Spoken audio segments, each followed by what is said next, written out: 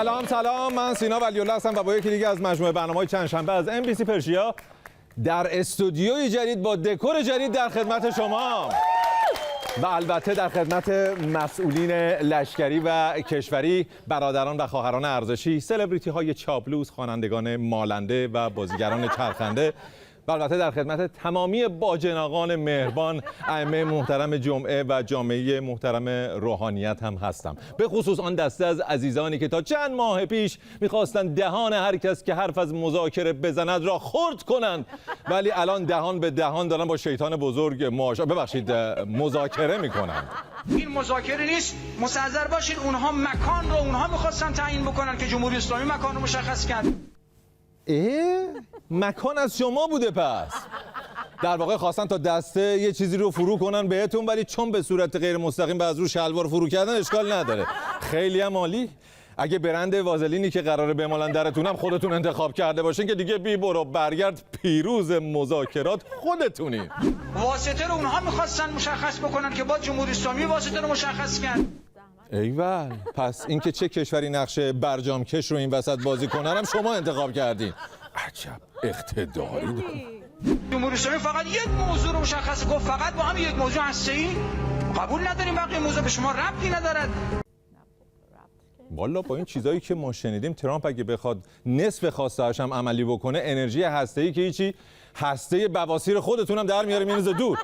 ولی حالا باشه، چون شما به همه گفتین هسته‌ای، ما میگیم فقط هسته‌ای. خوبیت نداره، واردی که آره. در دعوندان میگن خب آقا فرمود این مذاکره غیر عقلانی اینهاست، بعد الان پس ما داریم حرف آقا رو زیر پا میگذاریم.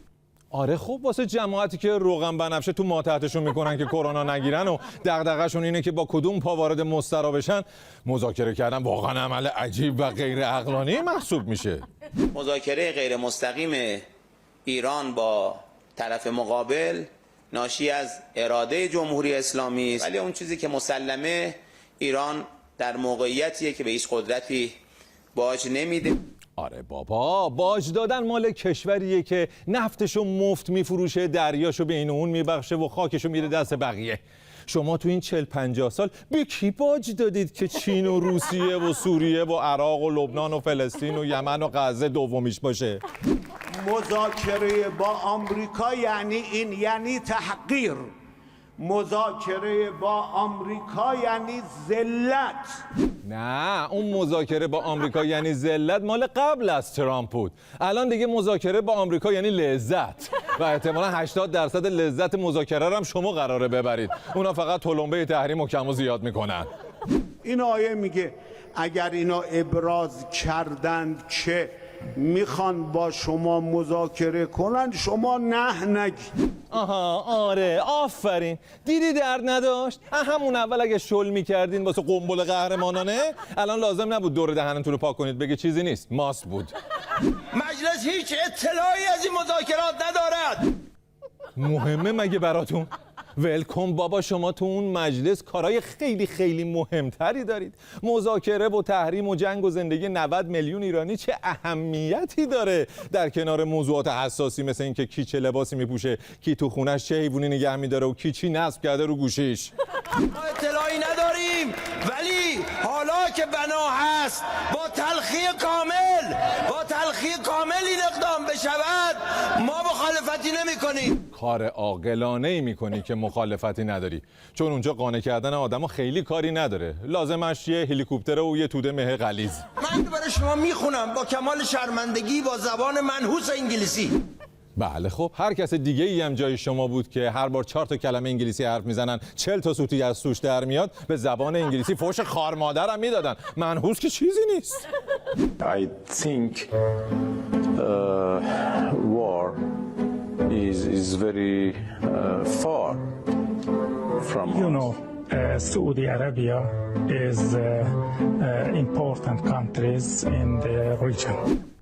یعنی قشنگ سطح زبان بچه 4 ساله‌ای که 2 فصل باب اسفنجی رو به زبان انگلیسی دیده، حداقل 3 لول از اینایی که صبح تا شب در حال دیدار با سران خارجی هم بالاتره.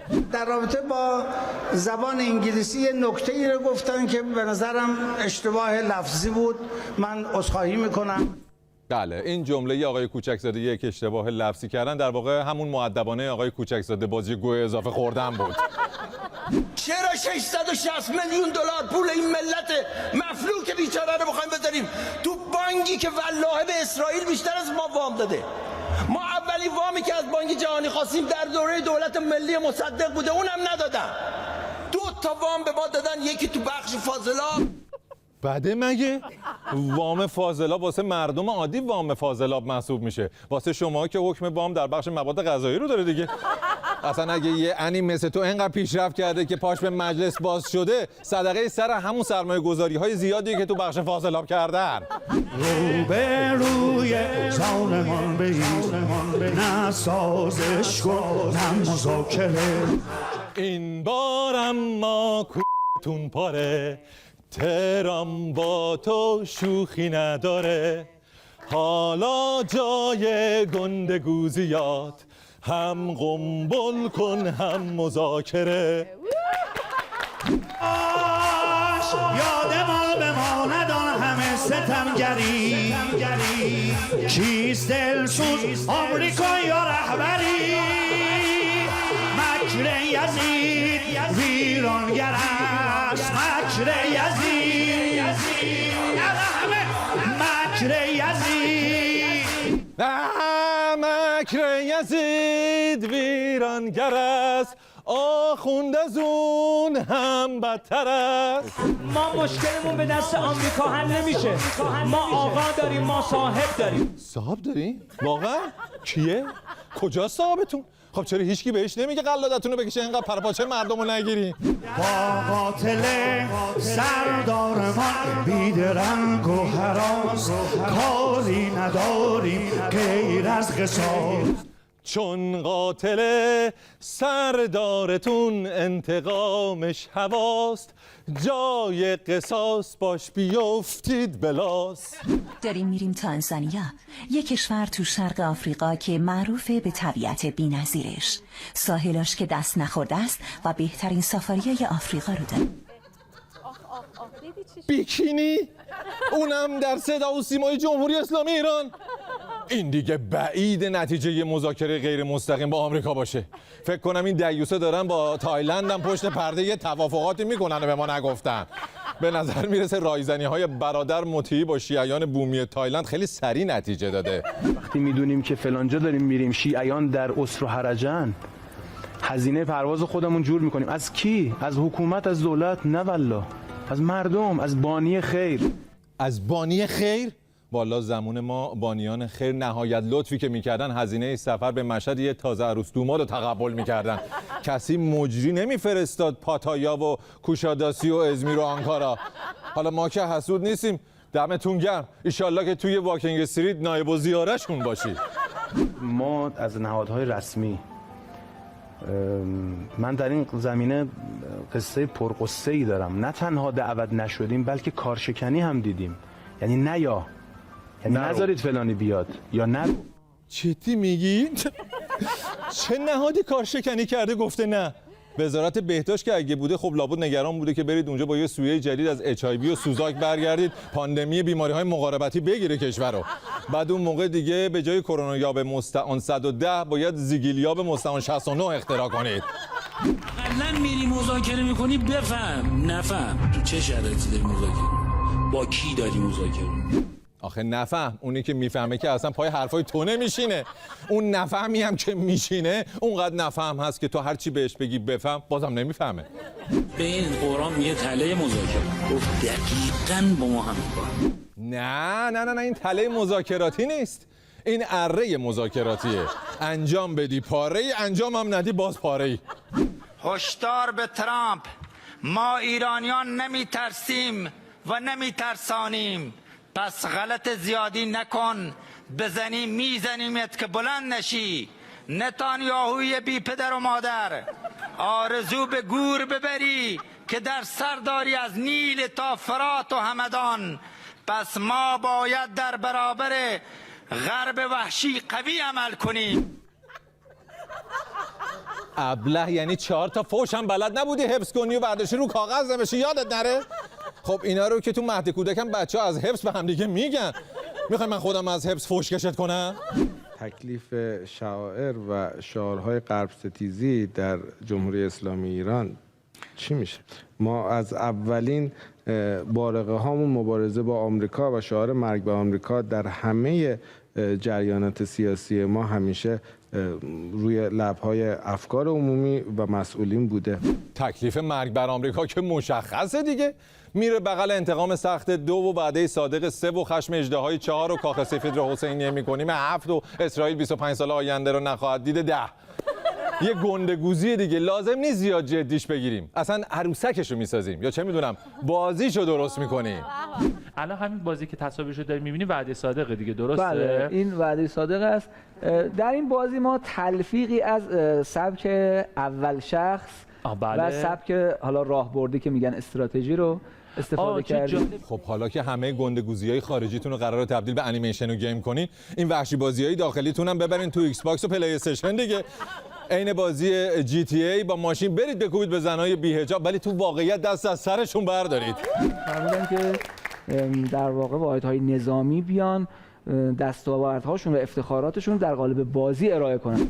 به خدا اینجوری تلفاتش هم کمتره. الان سران محور مقاومت اگه به جای اسماعیل هنیه و یحیی سنوار برادر مکس پین و حاج آقا کریتوس بودن، الان اوضاع خیلی بهتر بود. اینا رو حداقل میشد یه کد تقلب بزنی براشون انقدر زود گیم اوور نشن. واقعا اشاره کردم به موضوع که در آمریکا یه بازی تولید میکنن، نوجوان آمریکایی وقتی اون بازی رو انجام میده آخرش احساس میکنه کشورش بر ایران پیروز شد. والا اونا 99% بازیاشون در مورد کشتن غول و زامبی و جک و جونورای ترسناکه. شما اگه شباهتی بین خودت و اونا میبینی دیگه بحثش جداست. بعدم خب بازی اونا میسازن، انتظار داری مرحله آخر حسن نصرالله زنده شه بیاد همه رو نجات بده؟ بازی هایی رو داریم که اصلا داره ایران هراسی و اسلام هراسی رو درش ترویج میکنه. یعنی شما کسانی رو به عنوان دشمن در اون بازی مورد هدف قرار میدید که بعضی هاشون به زبان فارسی حتی صحبت میکنن و این نشون دهنده اون تهاجم فرهنگی. خب حالا لابلای اون همه گیمی که کل کاراکترهای خوب و بدش دارن خارجی حرف میزنن، 2 نفرم یه دیالوگ فارسی بگن اشکالی داره؟ الان یعنی تو مورتال کامبت که همه انگلیسی حرف میزنن و همدیگه رو جر و واجر میکنن، بریتانیا مورد هجوم فرهنگی قرار گرفته؟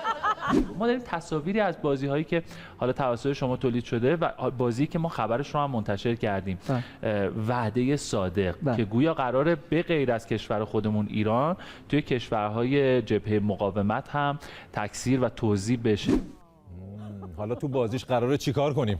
بیام بتره کنم برم ما زل بزنیم به مانیتور؟ خیلی جذابه، ولی کلا بهتره اسم این بازی تخماتیکی که قرار نیست جز خودتون هیچ خر دیگه ای هم بازیش کنه، به جای وعده صادق بذارید وعده سر خرمن.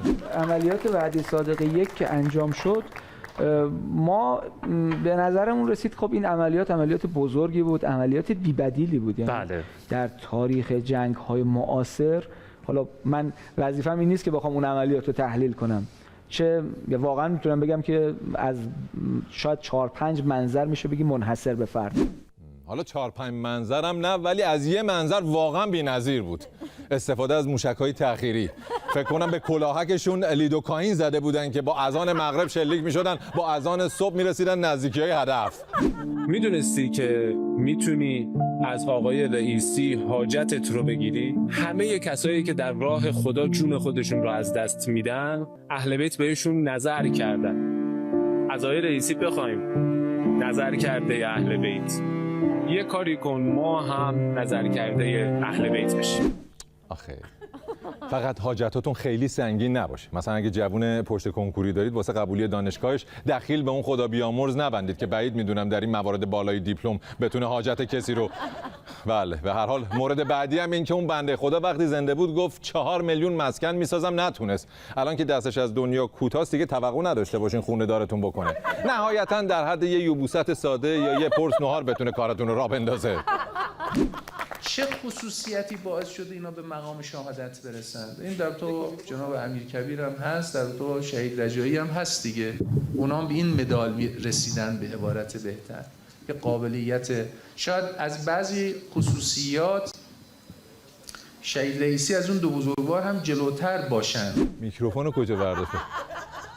از امیرکبیر جلوتر که نبود، یه مقدار بالاتر بود که این اواخر دیگه خیلی رفت بالا و زیادی ارتفاع گرفت خورد به کوه. اون بنده خدا که میتونست از کسی جلو بزنه که خب از خرسایی توی جنگل میزد جلو که بانوی اول رو به بانوی آخر تبدیل نکنه. حرفای دیکارت رو الان بذاریم فکر می‌کنید از حوزه علمیه در اومده. بله، اصلا آیت الله رنه دکارت از بزرگان حوزه علمیه بود. اصلا فلسفه شک رو ایشون از شک به گزیدن بعد از وضوء الهام گرفته. اون جمله می اندیشم پس هستم هم تحریف شده. اصلش اینه زر میزنم پس هستم. هوش مصنوعی وجود نداره، هوش فقط متعلق به انسانه. هوش مصنوعی که وجود داره، ولی خب متاسفانه در کنار اون احمق واقعی هم زیاد وجود داره. این روزا تو همه جا میشنوی هوش مصنوعی، هوش مصنوعی. من نمیفهمم هوش مصنوعی یعنی چی. من درکش نمیکنم. من عقب مونده‌ام. مدرنیته و مدرنیسم و این روزگار جدید رو درک نمیکنم. خب ما هم تو رو درک نمیکنیم. تو هم که کلا هیچی رو درک نمیکنی. نه روزگار رو، نه ستایش رو، نه میدونیا رو، نه وزنه برداری خانوما رو، نه محل تولد امیرکبیر رو، نه استان نشدن کاشانو. چرا یه سری نمیری اصفهان بخور بگیری؟ بخور بیماری‌های مغزی و روحی روانی رو درمان می‌کنه. من تو اصفهان بخور دادم توی خونه نمیدونم شاید 10 تا 20 تا MS روی ولچر آوردن، همونجا پا شدن رفتن خونه‌شون. عجب. والا این داستانایی که تو داری تعریف میکنی بیشتر از این که در مورد بخور دادن باشه بهش میاد اثرات بخوری شدن باشه. صحبت این شد که بخور سندروم داون رو درمان میکنه. منگولا هستن؟ بله. این اصلا جزو محالات بشره، چون اینا یک کروموزوم اضافه دارن. این که کروموزومش درست میشه محاله. و ما هم چیزی اعلام کردیم، پزشکان آمدن قبل از اینکه بخور بدیم عکس بچه ها را گرفتن. منگوله نیم ساعت بخور دادیم چهرهشون عوض شد. حق داشتن اون تفلکا چهرهشون عوض شه. والا ما هم که اونجا نبودیم پشمامون ریخته از دیدن حماقتی که میخواد سندروم داون رو با بخور درمان کنه. خدمت آقای نظوی هستم.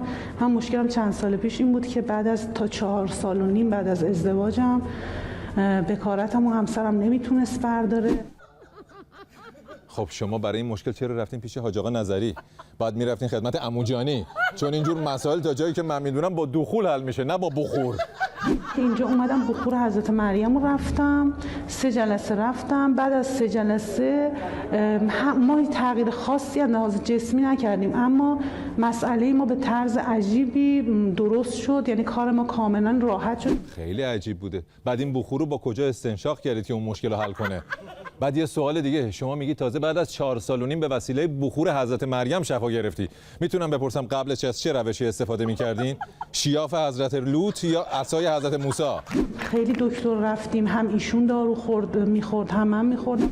فقط سوالی که الان من دارم اینه که واقعا 4 سال و نیم چیکار میکردید؟ اندازه یه دوره کامل ریاست جمهوری بیشتر فرصت داشته از پروژه بهره برداری کنه.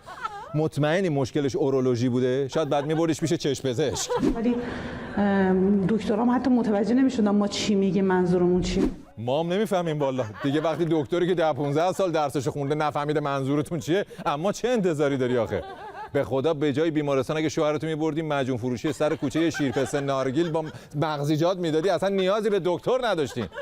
حالا اگه معجون گرونه میرفتین میوه فروشی محل 2 تا خیار میگرفتین، یکیش هم نصف میکردین 2 تایی میخوردین. همسن من الان از لحاظ جسمی فرقی هم نکرده به لحاظ قبل. مثلا زود انزالی داشت، اینا رو هنوزم داره، ولی اون قضیه اصلی حل شد. باشه بابا، حالا واسه تبلیغ حاج آقا کمری شوهرتو بیشتر از این جلو این اون بی‌آبرو نکن. یه بخور گرفتی کلیه مخاطبین فارسی زبان شبکه MBC فهمیدن شوهرت کمرش شله. خانمی گفتن که شوهرم با اینکه آدم مذهبیه ولی خیلی با نامحرم گرم میگیره. ببین اگه موضوع صرفا گرم گرفتن با نامحرم خیلی رنگران نباشه، طبیعی. ولی اگه با باجناقش خیلی صمیمی و یه شب در میون با هم میرن فوتسال، این یکم نگران کننده است. شما خانومی نیستی که ارضاش بکنی، ارضا نمیشه. و الا من دارم به شما میگم اگه شما یه چلو کباب، یه پرس غذای کامل پر خوردی، غذای دوم اگه سیر شده باشه اصلا بدت میاد، فراری هستی از اون غذای دوم. بستگی داره غذای دومو کی براش سرو کنه. اگه باجناقش باشه کبابو با سیخش قورت میده، یه دوغم روش. پس معلوم میشه این داره نوک میزنه، یعنی هنوز سیر نشده. نوک؟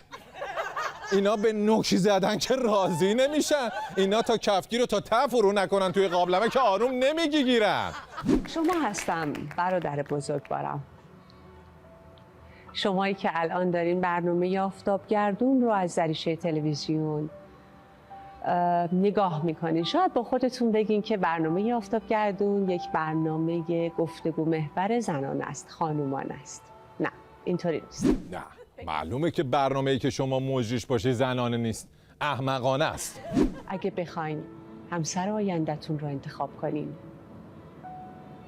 مادر بچه هاتون رو انتخاب کنین، از این خانومایی انتخاب میکنین که آفتاب مهتاب ندیدن و چی؟ حالا مگه تویی که هم آفتاب دیده بودی، هم مهتاب، هم غروب، هم طلوع، هم کسوف، هم خسوف، مشکلی پیدا کردی؟ برای حیاشون و نجابتشون و ایمانشون چشم روی خیلی چیزا میبندن و خودشون رو میپوشونن، انتخاب میکنین یا اینکه 3 نقطه. دقیقاً عین خودت که چشم روی خیلی چیزا بستی، روی عقل، روی شعور، روی شخصیت، روی وجدان، به جاش جیبشو روی خیلی چیزای دیگه باز کرده و بقیه‌اش هم که متاسفانه یه برنامه جداگونه میطلبه. پس فعلا تا هفته بعد 3 نقطه.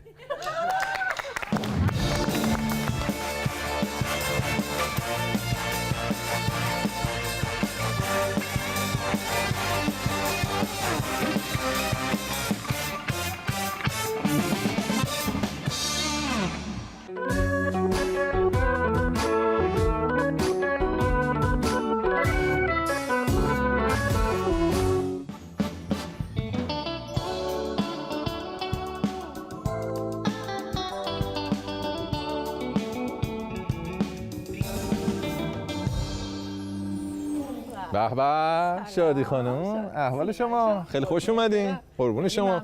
تمنا میکنم. واقعا این استودیو قشنگه، مبارک باشه. قربونت برم. من در هر حال دیگه من تمام تلاشمو کردم، گردن و کمرم هم خیلی درد گرفته چون همه‌شو خودم ساختم و نبود دیگه، کمک نبود، مجبور شدم دیگه خودم همه اینا رو کولم میگرفتم میومدم میذاشتم اینجا سر شونه اینجوری. اصلا نمیدونید چه وضعیتی بود. وضعیتی بوده. شما هم که نمیای کمک. من شما فقط موقع نهار و غذا خوردن و ایناست که من با همین مبل منو بلند کردن آوردن اینجا. یه خورده مبلش عوض نشده نسبت به پس منو بلند کردن گوشن. آره فکر کنم تو رو بلند کردن آوردن گوشن روی این مبل. این یه مبل دیگه است. این یه مبل دیگه است، یه استودیوی دیگه است. خیلی قشنگ. این همه تغییر و تحول بچه‌ها کجا؟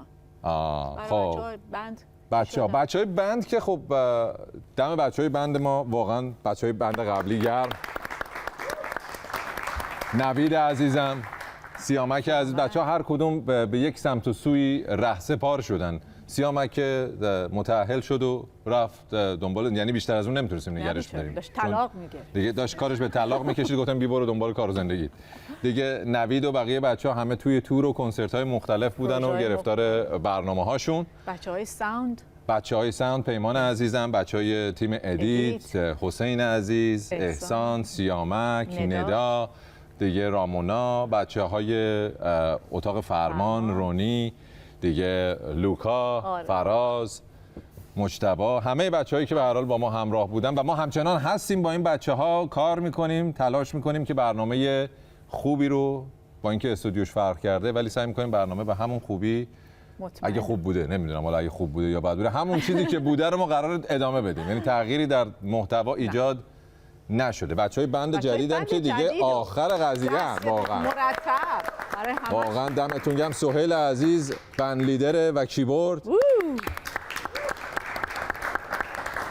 یه سینای دیگه هم تو استودیو داریم ما. جدی؟ آره، سینا که قرار بیس برامون بزنه، گیتار بیس. خیلی خوشبخت. معین عزیز درامه. پیمان کیبورد. یکی از پیشکسوت‌ها هم هست واسه خودش. چه بندی.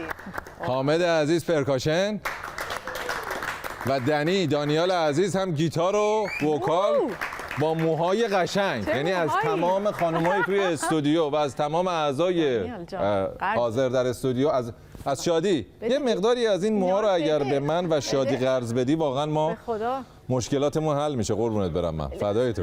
خیلی ممنون از همتون. اما من یه پروژه دارم، یک مصاحبه‌ای دارم انجام میدم سینا جان. جدی میگی؟ مصاحبه‌های زرد. بله. یک کانال یوتیوب رو انداختم. باریکلا. برنامه به اسم یلو تاک. یلو تاک. بابا ای والله بابا ای والله. ببین برنامه سازی همینه. برنامه یا قهوه‌ای یا زرد. برنامه قهوه‌ای مال کسایی که خودشون شخصا مجریه یا دستن در کارانش فکر می‌کنن انی هستن. ولی مردم اینجوری فکر نمی‌کنن. یعنی فکر می‌کنن برای همین اینا رو قهوه‌ای می‌کنن و زیاد تماشا نمی‌کنن. مثل برنامه شبکه 4 میشه. بهترین ورژنش. تازه اونم بهترین ورژنشه. برنامه‌هایی که خیلی سنگین و رنگینه و مخاطب نداره، مگه اینکه دست یکی به کنترل بخوره یا بشینه رو کنترل یا بره شبکه 4 بزن کانال بعدی. یا اینه یا برنامه‌ها زرده که این زردی رو هم رنگشو همون قهوه‌ای‌ها مشخص میکنن، میگن این زرده، ولی خب در واقع زردی وجود نداره. بله. با کمال افتخار زردیم چون برای سرگرمی و خنده است. یلو تاک اسم برنامه است. آره ولی مهمون اولمونم اگه یاد باشه الناز نوروزی. بله که اومده بود به استودیومون، مهمونمون بود، بازیگر. داری یه تیزر یه چیز داری ببینیم ازش؟ اگه موافقی یه تیزری ببینیم. ببینیم تیزرش چیه؟ سلام چطوره؟ چه کیوی دارین؟ چجوری از بالیوود رسیدی به هالیوود؟ دارین درباره کار صحبت میکنیم؟ نگفتی بیا خوش بگذرنیم چایی برات درست میکنن؟ اهل شوهر مهر هستی یا نه؟ من شوهر دوست دارم. آره. یه چند تا 4 تا اجازه است. نه هندی الان گذاشتی؟ آره.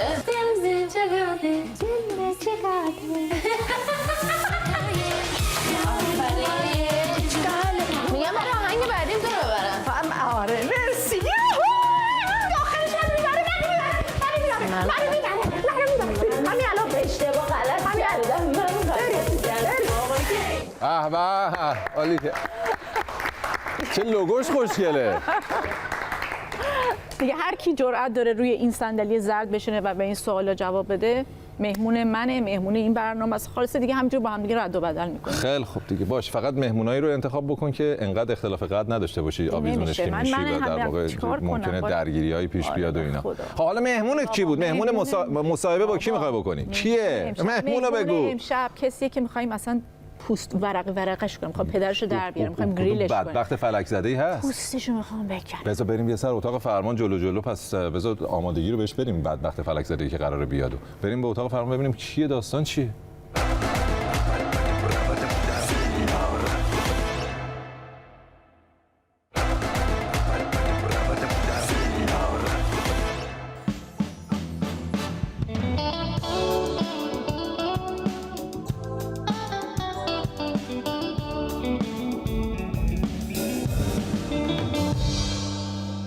اصلاً پاتو اینجا نذاری یا این دور و برا نه، اینا میخوان جر و واجرت بکنن. منم هیچ نقشی توی قضیه ندارم متاسفانه. اینا برنامه ریختن که مهمونو پاره پاره کنن. آره قربونت برم من. فدای تو عزیزم. قربونت برم. فدای تو. خداحافظ. آره بابا آره خیالت راحت.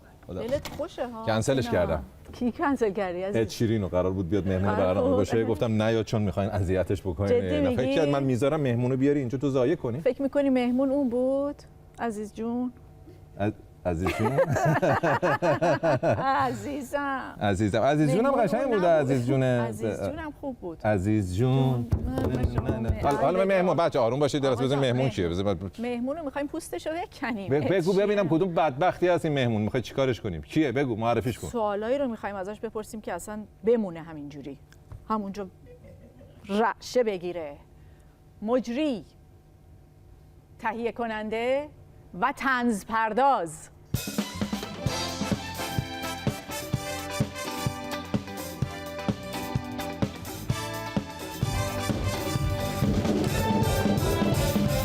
خیلی خوش اومد. خواهش میکنم. التماس میکنم. برو بشین. برو بگی بشین دیگه. برو بگی بشین صحبت کنیم با هم دیگه. آره برو بگی بشین. خیلی اجازه بدید. تمنا میکنم. اجازه بدید. خواهش میکنم. بذار من این سوالا رو در بیارم. سوالم موزی بود. بیا ببین چه خبره. توماریه. یا قمر بنی هاشم. بله چی فکر کردی؟ من یه مقدار کمرم درد میکنه اگه اشکال نداره. نه خواهش میکنم شما تشریف داشته باشید. خواهش میکنم. قربون شما. خیلی محبت کردین منو دعوت کردین تو این برنامه. چه سری قشنگی خیلی خوش اومدی. بدبختی اینو ساخته ها. مجری قبلی واقعا ممنونم از اینکه این استودیوی قشنگ و قربونتون برم، من لطف دارین، تمنا میکنم. قدم رنجه کردی قشنگی دیگه کاری به این چیزا نداشته باشه. بذار کارهایی که مهمونا میکنن انجام بدم دیگه. چرا آب ندارین؟ آب بریزین حداقل، اینجا آدم تشنه برنامه اجرا نکنه. قرای همه رو الان می‌خواد سر من خالی کنه. ویژه برنامه مثلا چیز که نیست که مثلا بدون آب برنامه رو بگذره. میخوای اینا رو میگی که من سوال مثلا یادم بره نپرسم؟ ببین قرار نبود از من سوالی بشه تو این برنامه ها. من سوال داریم، چه سوالایی؟ بگو ببینم چیه سوالاتو بپرس. سوالاتتو بپرس. همین اولش سوالاتو بپرس. 10,000 نفر همینو فقط پرسیدن. چرا رفتی؟ چرا اومدی؟ من از این سوالا جواب نمیدم. بعد ببین درست جواب. نه چی؟ خواهش می‌کنم. چی شده؟ کجا رفتی؟ چرا اعلام نمی‌کنی میری؟ اعلام که کردیم قربونت برم. کجا اصلا برنامه کی شروع میشه؟ برنامه‌اش کی شروع میشه راستی؟ برنامه راستی بخوام متاسفانه خب شروع شده دیگه، برنامه شروع شده دیگه. الان برنامه شروع شده و در خدمت شما هستیم دیگه. خدمتتون عرض می‌کنم استودیو بابا، این استودیو رو الان باید درستش می‌کردیم دیگه. ما استودیو رو اگه خاطرتون باشه پارسال که هلیکوپتر خورد تو سقفش، یعنی واقعا این نشتی برف و بارون و دیگه نمیدونم تگرگ و اینا که از اون سوراخ مربوط به هلیکوپتر میریخت تو استودیو هیچ جوره درست نشد. بتونه کردیم، گل گرفتیم، گچ گرفتیم، آیه خاری کردیم، نمیشد. همچنان باد و سرما و سوز و اینا میومد. زمستون سخت اروپا هم که میدونی چقدر جر به جر و خیلی سخته. متاسفم واقعا، خوشحالم که برگشت. بله به هر حال دیگه الان دیگه تونستیم یه استودیو، آره دیگه سوراخو گرفتیم، یه مقدارم استودیو رو دیگه درست کردیم. ان شاءالله که هلیکوپتر پهپاد چیزی نخوره تو سقف این استودیو و ما همچنان بتونیم در خدمت شما دوستان باشیم. قربون شما برم. ولی خب سینا جون یه چیزایی من شنیدم که توجه کن، خوب توجه کن. من سر و پا گوشم، بفرمایید. شنیدم شما با رقص هندی می‌خواستی اپوزیسیون بشی. اپوزیسیون هند؟ دیگه نه دیگه. نه کجا؟ نه. چی؟ مگه نشنیدی چی میگن؟ چی میگن؟ تحلیلگرا. تحلیلگرا؟ بله. گفتن این با رقص هندی کجا گفتن این خبرها رو کجا میاری؟ اون برنامه زردت خیلی خبرهای موثقیه. کجاست؟ شما نگاه کنید تحلیلگرا گفتن. کجاست؟ کجا نوشته؟ الان نشون بدید.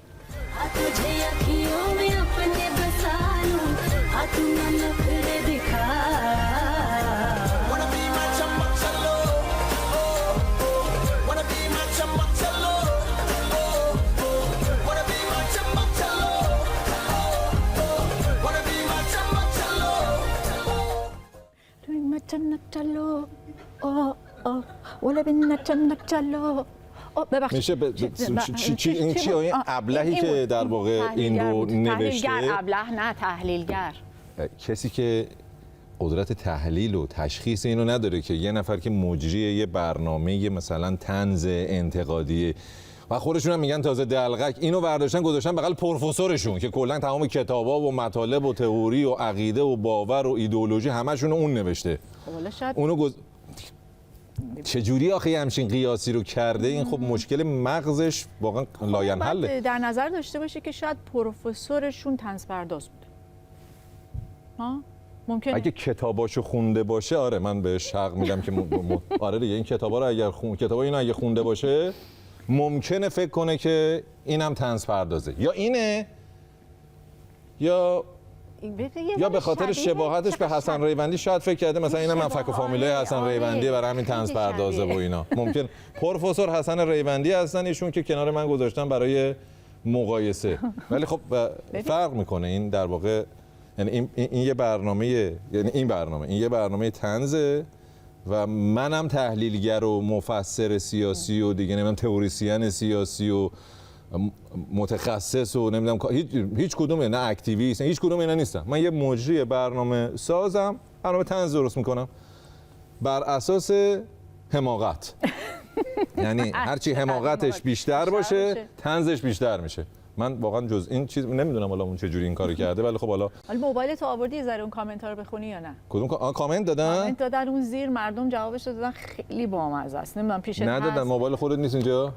ولش کن، حالا اشکال نداره، نمیخواد بخوام. مردم جوابشو دادن؟ جواب دادن خیلی خوب، خیلی بامزه. خیلی خب دمشون گرم. پس حداقل میدونستن که من چیکارم، که مردم که نگفته بودن مثلا این چیزی که همینو گفته بودن. دقیقاً همین جوابی که تو دادی تایید شده به رسمیت شناخته شده. قهوه‌ایش کردن درست یا من خودم بلند شدم یعنی یه سری چیزا رو اون بهتر که نمیخونی، چون اصلا باید همه رو بوق می‌ذاشتیم. آها راست میگی. خوش خار مادر دارم بچه‌ها. دمتون گرم بچه‌ها. دم بچه‌ها رو تشویق کنیم واقعا.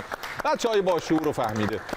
من اصلا عاشق بچه‌هایی هستم که با فوش خار مادر سعی می‌کنن که دموکراسی رو حالا ببینم سینا جون اگه توافق شد چیکار می‌کنی؟ طنز چی میشه این وسط؟ مگه توافق سر برنامه من قرار بشه؟ دیگه ببین توافق من نمی‌دونم یکی از پایه‌های اصلی توافق من بودیم. جدی میگی؟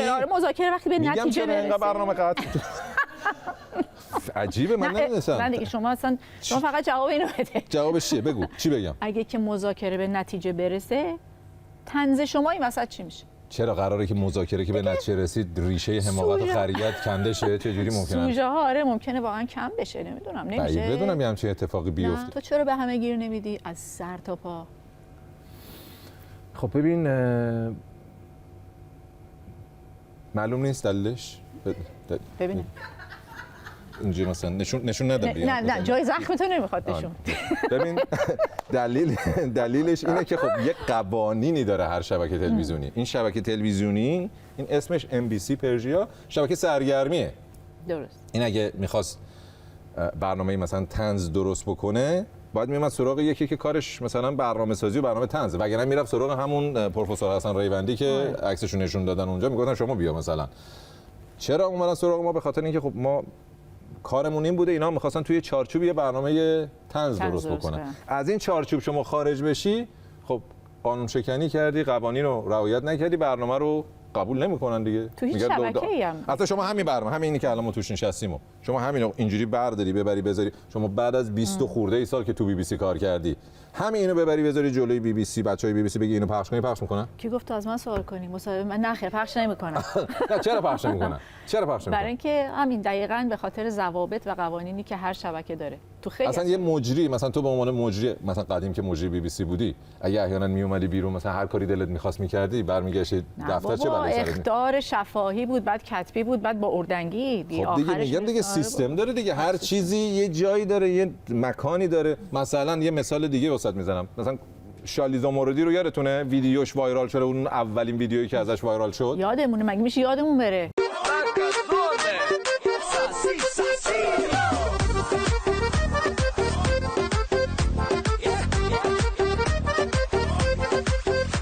یه تشویق بکنیم به زودی قراره دوباره بیاد و مهمونمون باشه. چه انرژی داره واقعا.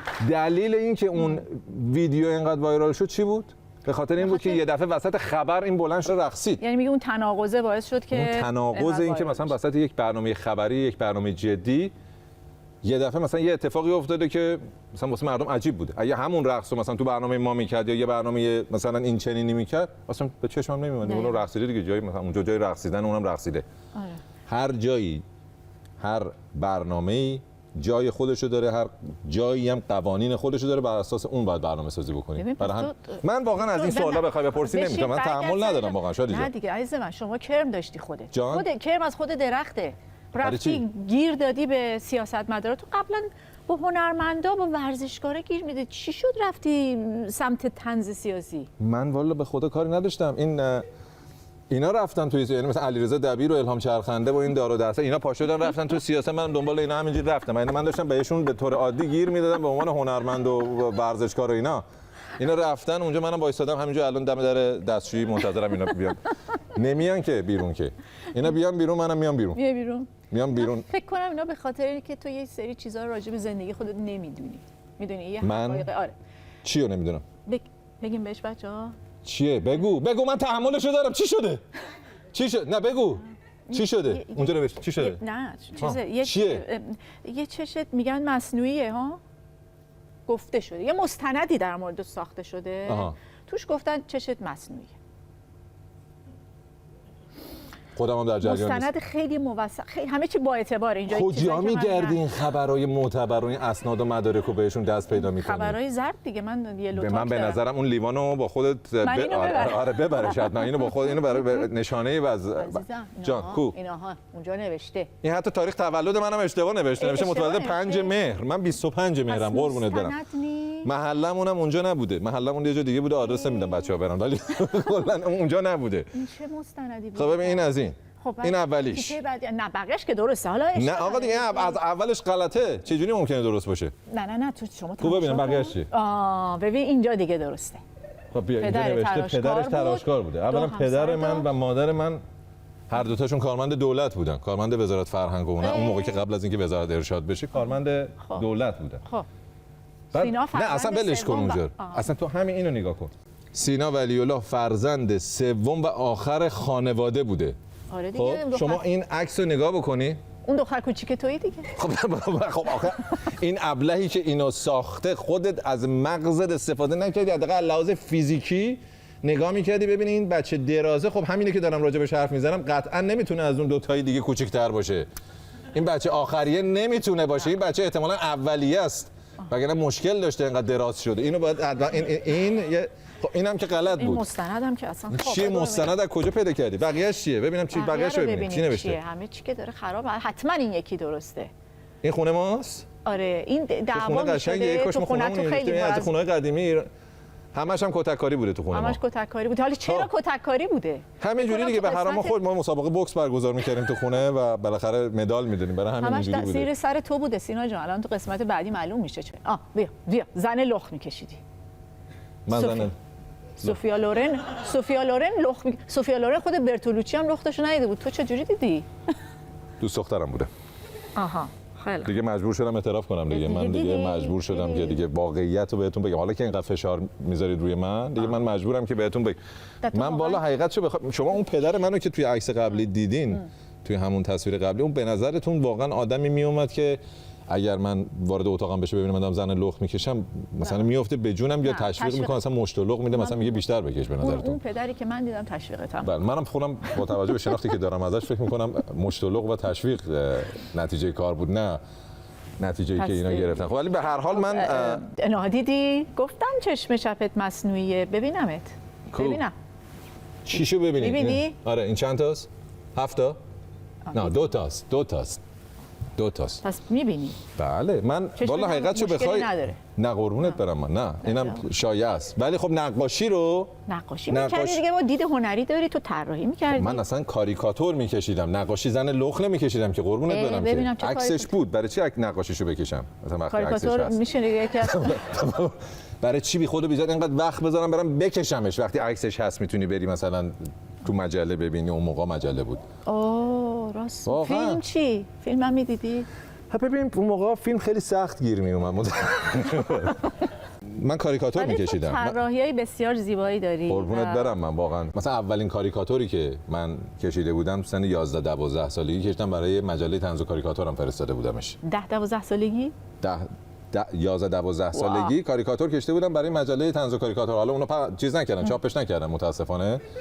ولی کاریکاتور آره تو اگه زن لخت می‌کشیدی پخش می‌کردم. ولی اینو کشیدی نه، نیما یوشیجو کشیده بودم و کاریکاتور نیما یوشیج بود که اینو در واقع به عنوان اولین کاریکاتور کشیده بودم. خب نیما یوشیجو لخت می‌کشیدی؟ نشد؟ نکردی؟ آره اونجا ممکن بود یه مقداری با پدرم دچار مشکل بشم که اونجا این تو اگه نیما یوشیجو لخت می‌کشیدم مشکل ساز می‌شد. یعنی با زن لخت مشکل نداشت. در اون زمان اگه میومد میدید من دارم نیما یوشیجو لخت می‌کشم، نه پس اصلا همه چی برباد رفت. چشت هم که مصنوعی نیست. چیت مصنوعیه؟ بگو ببینم. چیزی مصنوعی به جان تو چیزی مصنوعی نیست، همش چیزه، همش طبیعیه. نه همش طبیعیه به جون. نه بابا موهات که اصلا کاشتی، یک موهات یه کاری کردی. به جان تو اگه من مو کاشته باشم، موی خودمه، این موی خود منه، ولی خب اگه یه روزی مثل اون قرص دندون پزشکی ژاپنیا که میخوری دندون در میاد، یه قرصی باشه که مو در بیاد، حتما من استفاده میکنم که در بیاد. یا حالا احیانا دانیال اگه دانیال بهش قرض بده، ریشه موهاشو بده ما اینجا چیز بکنیم بکاریم. نه بابا دکتر خوب میشناسم تو ترکیه ارز. نه بابا ولمون پورسانت میده. نه موهای خودمه دیگه. دماغم هم همون عکس اولی که در کنار خانواده وایساده بودم به عنوان فرزند آخر خانواده، اینجوری فرزند آخر خانواده. اونجا دیدی دیگه دماغم هم همون قدی بود که بود دیگه. ولی دندونت یه کارایی کردی. غلط نکنم. دندون آره. دندونا رو درست کردم به خاطر اینکه من یک بار تو سن 24-25 سالم بود، 25 سالم بود وسط خیابون با دوستامم بودم، یه سکته خفیف میکنم و حالا من که 8 ساعت بعد چشمو باز کردم و به هوش اومدم، ولی دوستام که مثلا واسم تعریف میکردن میگفتن یه دفعه تو انگار که یه دردی کشیدی اینجوری شدی و عین درخت افتادی، ما اومدیم بگیریم، سعی کردیم دست نشد و با صورت تو خوردی روی جدول زمین، این دندونا شکست، اینجا پاره شد، اینجا شکست، اینجا همه سر و صورتم در واقع خر بودم دیگه، انقدر سر کار میرفتم، شیفتای کار، آره شیفتای کاریم زیاد بود، مثلا 3 تا برنامه لایو رادیویی داشتم، نمیخوابیدم مثلا، فشار استرس و این اتفاق افتاد دیگه. مثلا یکی از سخت‌ترین خاطرات من، البته اینجوری دارم تعریف میکنم و چشمو باز کردم دیدم مثلا همه دور، تمام جد آباد و خانواده و همه فک و فامیل دور و بر منن و بعد من گفتم چی شده؟ گفتن مثلا حالت بد شده. بعد دیدم چقدر اینجا میسوزه و درد میکنه، دست زدم دیدم دندونا نیست هیچ کدوم، همه شکسته. بعد داشتم گفتم اینا رو ور نداشتین رو زمین بیاد، اینا رو گذاشتین همونجا تو خیابون بمونه دیگه. پیچ دیگه اون خاطره تلخ من بود و بعدش دیگه من دیگه این شکستگی دندون رو دیگه درست کردم و این زخم‌ها و شکستگی اینجا و اینا دیگه به مرور خوب شد. ولی قبل از اینکه درست کنی دیدم آخه یه تیکه‌ای به من نشون دادی توی سریالی هنوز دندون اصلا این جالبه که من با اون ریخت و قیافه شتل پتل درب و داغون یه چند وقت بعدش صورتم بهتر شده بود. به من پیشنهاد دادن بیا توی یک سریالی یه نقش کوتاهی رو داشته باش. یعنی ببین من با اون ریخت و قیافه مورد تایید سینما بودم. اینجوریه، یعنی دست بزنید افتخاره. با اون ریخت و قیافه. خواهش میکنم. اون ریخت و قیافه رو ما می‌خوایم ببینم اصلا این فیلم رو دارین؟ بله، اون ریخت و قیافه رو اگر دارین بذارید. ببینم اون ریخت و قیافه رو ببینیم چه ریختی بوده. اصلا شما چیکاره اینجایی؟ این همه پول میگیرن اون وقت اسبای چند میلیونی میسپارن دست آدمای دوزاری و بی‌سواد. آقای محترم، من مهندسم، مدرکش رو هم دارم. لازم مواظب باشین که با مدیریت این مجموعه صحبت می‌کنیم. مدیر؟ صاحبت کی آقای مدیر؟ من به اون پول میدم، از همونم جواب میگیرم. من اینجا مسئولم. بس آقا جون، حالیت میکنم. هر کاری دوست داری بکن. دیدی بازی زیرپوستی رو دیدی، حال کردی؟ چقدر تاثیرگذار بود. من رابرت دنیرو آل پاچینو در ترکیب در واقع. حالا یکی اومده بود کامنت گذاشته بود که میگفت چه بازی غیر قابل باور و ضعیفی. عزیز دل من، شما قربونت برم، من 38 ثانیه از جلو دوربین رد شدم، توقع چه بازی از من داشتی؟ بازیگرای درجه 1 مملکت میان مثلا یه فیلم کامل رو حالا بازی میکننش به کنار، نقش آفرینیشون از من ضعیف‌تره، ولی کسی چیز من بیچاره 38 ثانیه اومدم یارو میگه بازی ضعیفه. نه خوب بود برای اولین بار. چند سال پیش بود این؟ 20 خورده سال پیشه. 20 خورده سال پیشه؟ آره دیگه 20 حداقل 24 سال پیشه. خب چرا چاق نمیشی؟ چاق چه؟ برای چی چاق نمیشی؟ چرا من چیزه وایسا، نه چیز نکن، عصبی نشو، تو خودت آدم چاق و چله نیستی، برای همین چرا بی خود و بی جا تمرین من با بدبختی خودم لاغر میگم دارم. ژن خوب. آره چرا فکر کردی مثلا ژن خوب فقط مال آقازاده ها و ایناست؟ ما بدبخت بیچاره هم ژن خوب داریم، روش نمی‌کنیم. بله ژن خوب بوده که ژن خیلی خاصی دارم. ژن صدامو کلوف میکنه خودمو باریک. آره. ژن خیلی منحصر به فردیه. خب تا کار به جای باریک نکشیده بریم یه سر اتاق فرمان امتحان کنیم ببینیم ژنش واقعا خوبه یا نه. خوبه. بریم حالا یه سر اتاق فرمان، ولی خب بعدا راجع بهش صحبت میکنیم.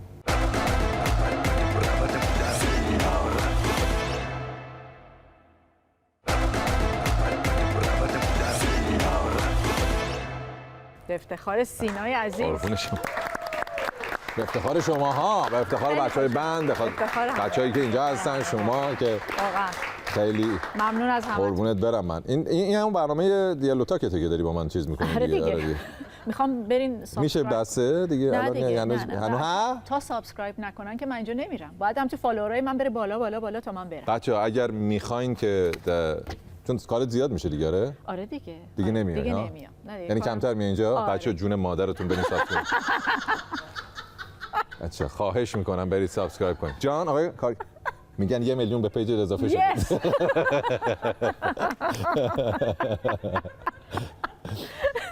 نه ما نمیذاریم. بعد به هر حال نه برمیگردم، هر وقت بتونم برمیگردم. و کجا برمیگردی؟ مگه کجا داری میری؟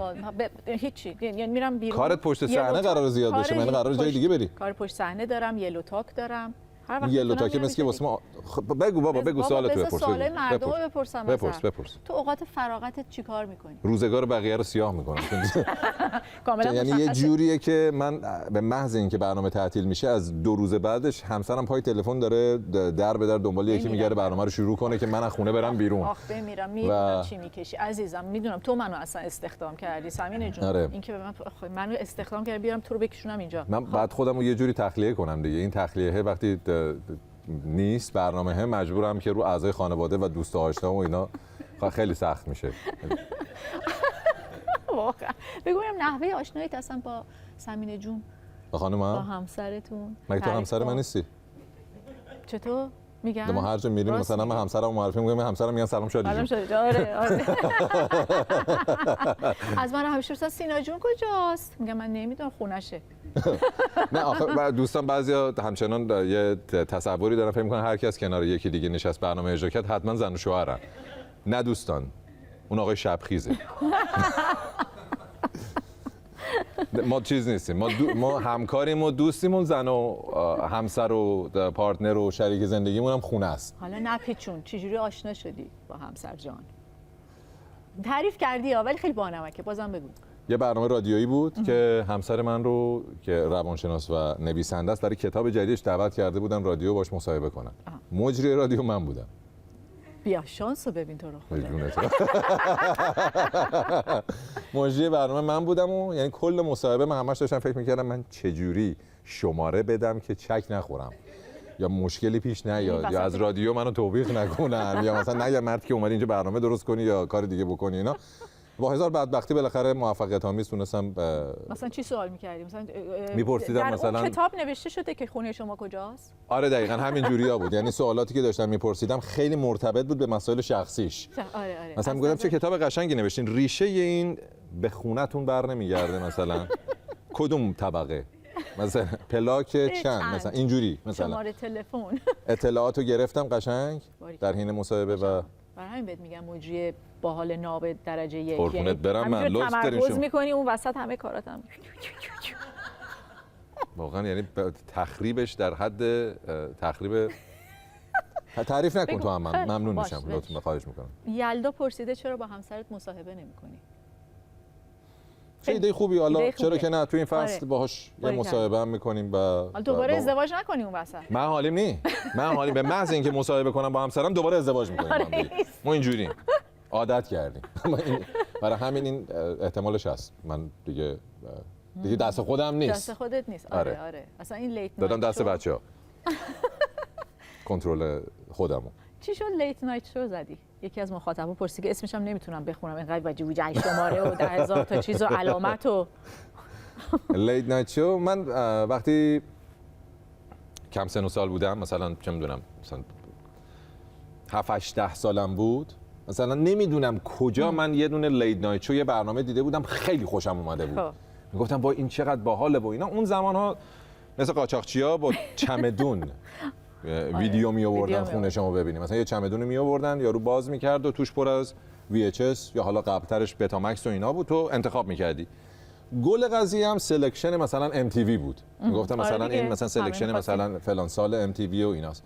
من از اینا می‌خواستم که شما به جای مثلا سلکشن MTV و اینا واسه من این لیت نایت شوهای آمریکایی و مثلا ساتردی نایت لایف و اینا رو واسه من کپی کنید بیارم ببینید. مثلا بودی دیگه از اول. جانی کارسن و دیوید لدرمن و اینا رو مثلا کپی می‌کردن می‌آوردن. یعنی چی؟ من تریلر مایکل جکسون همینه که انقدر قرتی و مستهجن به هر حال.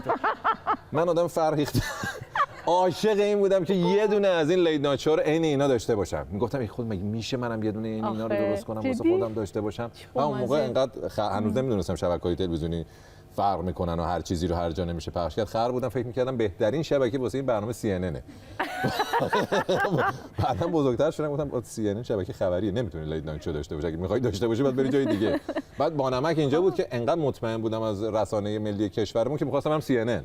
یعنی نگفتم ای کاش مثلا صدا و سیما مثلا یه همچین برنامه‌ای رو درست کنه. از همون موقع میدونستی. ولی فکر کنم تنها برنامه لیت نایت شو ایرانی یا برنامه ایرانی که کپی رایت خودشو داره. اولین لیت نایت شو ایرانی یا فارسیه که ترید مارک خودشو داره، لایسنس شده، کپی رایتشو گرفتیم، لوگوش ثبت شده، اسمش ثبت شده. اصلا هر چی که تو این برنامه تهیه و تولید میشه آخرش نوشته مثلا تهیه شده در گروه تولید چند شنبه با سینا و این یه همچینیه که شما اگه احیانا چی شد؟ یعنی این لوگو رو الان کسی نمیتونه ورداره بذاره روی برنامه خودش؟ برداشتی گذاشتی رو برنامه خودت؟ بچه‌ها ورش داریم. بچه‌ها کجا گذاشتی؟ چیز می‌خواستم بذارم روی همین یوتیوب. آره یوتیوب. من خودم روی یوتیوب اجازه ندارم برنامه رو بذارم. تو برداشتی گذاشتی؟ بردار بابا الان میزنم پدر. بردار. یعنی پس اون یلو تاکو چجوری واسط تره؟ ببخشید من ول کن یلو آره خب اینجوری بود دیگه برنامه اینجوری. اصلا بگذاریم گذشته ها گذشته. در آینده می‌خوای چیکار کنی؟ در آینده این برنامه رو می‌خوای چیکار کنی؟ برنامه خودت، پروژه‌های خودت برای آینده چه نقشه‌ای داری؟ این برنامه رو میخوام به صورت لایو؟ نه بابا. بذار حرفمو بزنم لامصب من نگفتم که خب آروم باش. این برنامه رو به صورت لایو. منم میبری؟ آره قربونت برم من. تا اصلا نباشی که مزه نداره که. این برنامه رو به صورت لایو میخوام توی شهرهای مختلف، حالا مثلا لندن، تورنتو، مثلا الی، شهرهایی که مثلا میدونم ایرانی‌ها زیادن، میخوام برنامه رو به صورت لایو ببرم اونجا، توی سالونی رو بگیریم با بچهای بند با همه و برنامه رو به صورت لایو جلوی آدینس، جلوی تماشاچی‌ها اجرا کنم. چقدر باحال. وای قرار بیفتیم تو جاده. من خودم راننده اتوبوس. فکر کنم همه واقعا آرزوشونه. جدی میگی؟ خیلی اینو نوشته بودن و دیده بودم چند نفر نوشته بودن. آره یه نفرم خیلی سوال قشنگی کرده، میگه دوست داری این شو رو بیاری تو ایران؟ افسانه. اصلا آرزوم که همین اینه، یعنی آرزوی اصلی من اینه که اصلا همین برنامه رو حالا توی ایران، توی یه استودیویی که داخل کشورمونه، در کنار تماشاچی‌هایی که از شهرهای مختلف میان با مهمونای باحال، زنای موفق ایرانی بیان مثلا توی برنامه مهمون برنامه باشن. این آرزومه، اصلا عاشق اینم که این اتفاق بیفته و این کارو بکنم. آرزوی همه ما سینا، واقعا امیدوارم به این آرزو هممون برسیم. و توی خودمونی هم مطرح کرده بودی، گفته بودی که اگه سوالی دارن مخاطبا ببین چیزی از قلم ننداختیم. نه دیگه والا تو این سوالایی که پرسیدی دیگه چیزی باقی نمونده دیگه جز سایز کفش و مثلا لباس. موبایلت هم پیدا کردم، از زیرش در نرو. چیه؟ چیکار کنم؟ بخون. توی خودمونی سوالا رو بخون ببین. بابا سوالا رو که دادن دیگه بچه‌ها، مگه نخوندی مگه؟ چرا انقدر شادی رو اذیت می‌کنی؟ کی نوشته اینو؟ نه خیلی واقعا چقدر قشنگ. شادی خودت نوشتی؟ نه یکی از مخاطبا شادی اسداللهی نوشته چرا انقدر شادی رو، حداقل اسم تو عوض کن. کاتش کنید بچه‌ها اسممو. حالا چرا انقدر شادی رضایی زده که چرا دستات انقدر بزرگه؟ دستام. و دیدی گفتم عمل جراحی کردم. بله من دستامو عمل جراحی نمیخواستم بگم، دستامو عمل جراحی کردم، تو لارجر باکس گذاشتم و دیگه برای همین دستام دست بزرگ میدونی معنی چیه؟ قلب کوچیک، چیز کوچیک. نه همون دست قلب کوچیکه. نه مغز بزرگ. سخاوتمندم یعنی بخشندم. متوجه شدی؟ بله متوجه. مرسی. میگه راستشو بگو، تو هم از خودشونی؟ خودشون. کدومشون؟ کدومشون؟ بستگی به رفتارشون و کردارشون و گفتارشون داره. همونایی که آدم‌ترن من از اونام. من سعی میکنم از اونا باشم که خیلی جای شکرش باقیه. خواهش میکنم. رضا عباسی گفته چرا به این آخونده زیاد گیر ای بابا دیگه زیاد گیر نمیدم دیگه. من کم بوده از دیوارش خونهشون بکشم بالا، برم تو اتاق خوابشون با چوغ و سیخ بکنم تو پتو. دیگه چیکارشون کنم من؟ بیشتر گیر بده، بیشتر گیر. دلشون خنک میشه به خاطر این سینا جون. بهار گفته من کی ازدواج میکنم. من نه ها، خودش. آره. خب ببین اون زیر کیا کامنت گذاشتن؟ بچه‌ها که تو گروه هستن اگه احیانا محبت بکنن جوابگوی این عزیز باشن و ببینن اگه فرصتی پیش بیاد ما عروسیشون هم همینجا میگیریم. همینجا به خدا. تو همین استودیو بچه‌ها میزنن و میرقصیم. خب دیگه یکم خیلی خوش آمد بهت گفت. آره خیلی از دوستان لطف کردن، ابراز خوشحالی کردن از اینکه برنامه شروع شده، محبت داشتن، لطف داشتن. دست تک تکتون رو میبوسم، روتون رو میبوسم. همین دیگه.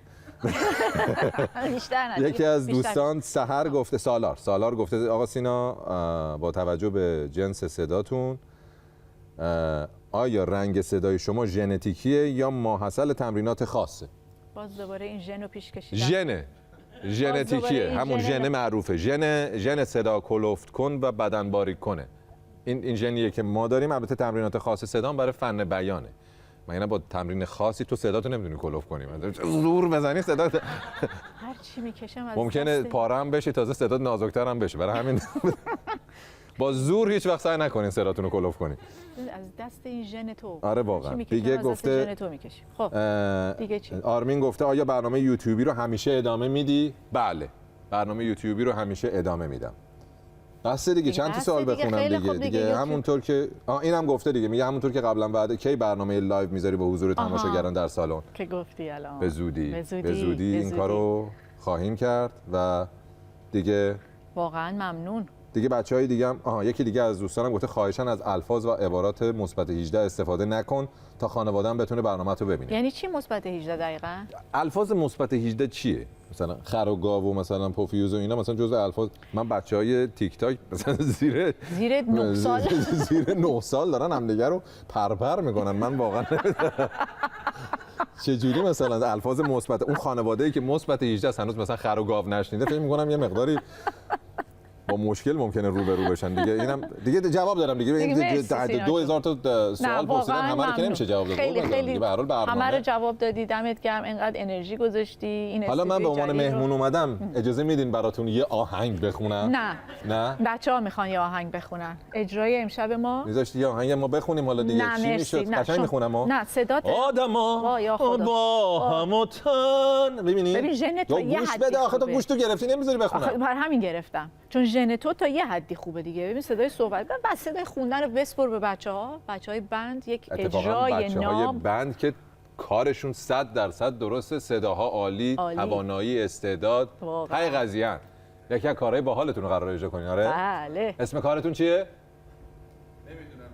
نمیدونی چی شد. فکر کردم نمیدونه اسم آهنگ چیه. نمیدونم چی شد. توسط دانیال عزیز و بچه‌های فوق‌العاده باحال بند برنامه. تشویقشون کنید. تشویق و به افتخار سینای عزیز. قربون شما. قربون همگی.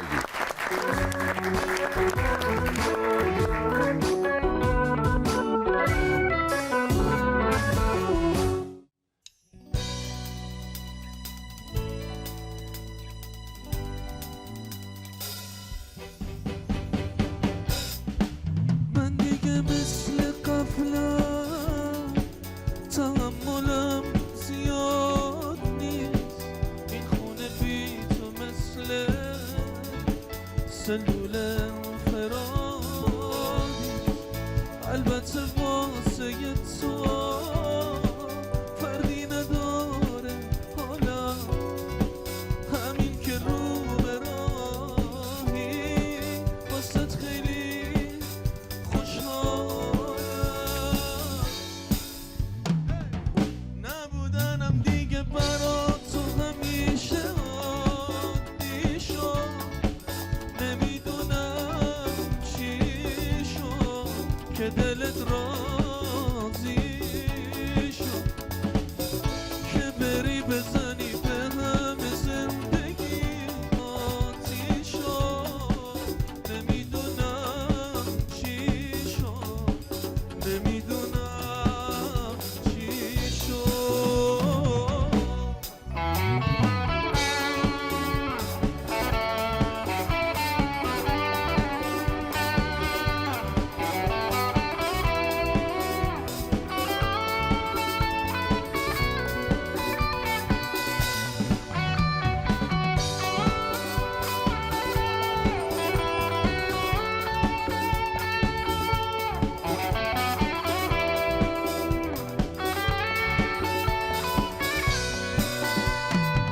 سخته بدون تو هر شب این راهو برم تنها با این که دل من با تو هنوزم اونقدی را اومدم که نمیدونم اینجا کجاست چی بین ما دوتا دارم میسوزم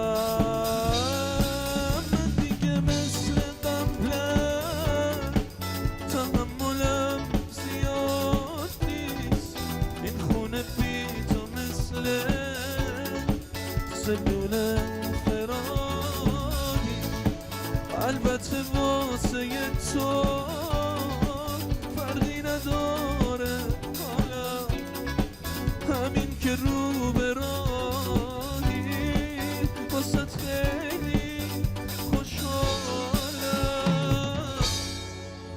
خوشحالم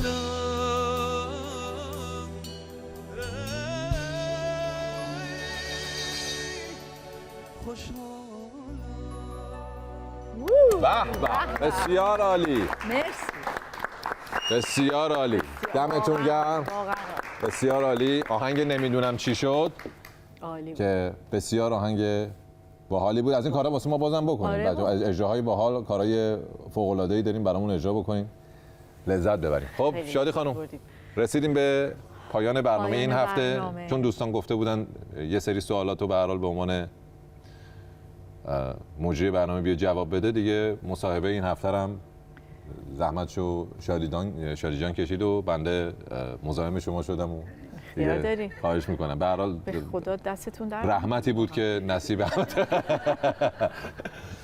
و دیگه شادی جان پیج شما که دیگه الان تکلیفش روشن. آره دیگه، این دیگه پیج شما دیگه برین سابسکرایب کنین، اینجا بنویسید، هر جا هست رو صحنه بنویسید، این گوشه بنویسید، این بالا بنویسید.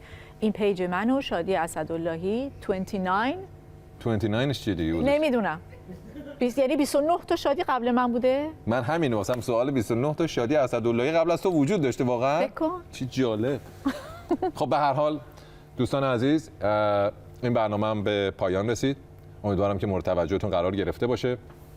برنامه رو به صورت آنلاین اگه میخواین تماشا بفرمایید، کانال یوتیوب MBC برنامه رو به صورت کامل میذاره و شبکه‌های مجازی، کانال X یا توییتر سابق دیگه، اینستاگرام، تلگرام، فیسبوک، کلیپ‌های کوتاه برنامه رو میذارن. همینطور اینستاگرام خود من، اینستاگرام شادی جان، این برنامه رو به صورت تیکه تیکه میذاریم. اگه میخواین کاملش هم ببینید رو همون یوتیوبه. من خودم هم برنامه یوتیوبی مخصوص کانال یوتیوب خودم رو دارم. حالا قسمت‌های قبلیش هم میتونید برید تماشا بکنید، قسمت‌های بعدیش هم به زودی خواهد اومد و اونا رو هم میتونید تماشا بکنید. لایو یوتیوبی هم زیاد میذاریم، لایو اینستاگرامی هم خواهیم گذاشت. دیگه کانال شادی جان رو حتما برید سابسکرایب کنید، حتما هر جوری شده. یعنی اگر آب دستتونه بزنید زمین برین اون رو سابسکرایب کنید. این خیلی مهمتر از هر چیز دیگه ای تو این. و دیگه باشم برم. نه بابا بگی بشین، داریم باهات شوخی میکنیم دیگه. تو هم به پایان برنامه رسیدیم. امیدوارم که هفته بعد باز هم در خدمتتون باشیم. تا هفته بعد، شبتون بخیر.